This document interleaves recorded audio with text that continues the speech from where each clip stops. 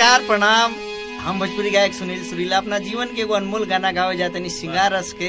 आप लोग बड़ा गौर से एकरा के सुनब जा और हमारा वीडियो को हो सके तो ज्यादा से ज्यादा वायरल करब जा।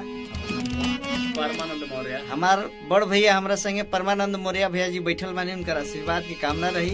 चलिए भैया।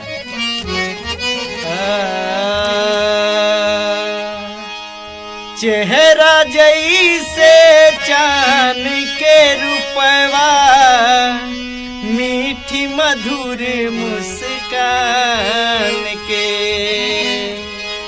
आई चेहरा जैसे चांद के रूपवा, मीठी मधुर मुस्कान के। जी गोरे गोरे गलिया बतलेगा, सुंदर ये गोरा जाने के। हाँ जी गोरे गोरे गलिया बतलेगा, सुंदर ये गोरा जाने के।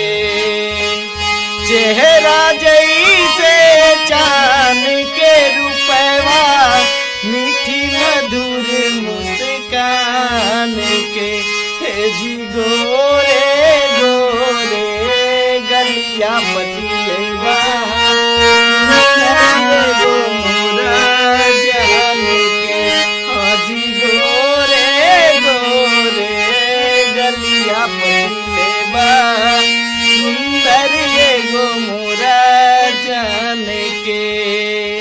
केसिया गिराई जब लेली अंगड़ाई, प्यार वाली ने आता देली उपेठाई।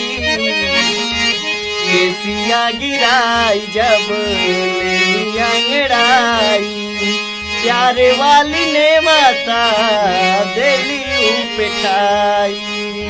दोनों नैना जैसे सरबिया, दे डोलावे ईमान के। दोनों नैना जैसे सरबिया, दे डोलावे ईमान के। जी गोरे गोरे गलिया बतलेगा, सुंदर ये गोरा जाने के। ज्यादा से ज्यादा गाना के प्रचार करल जा। लव यू, जय भोजपुरी। सुनील सुरीला बक्सर से।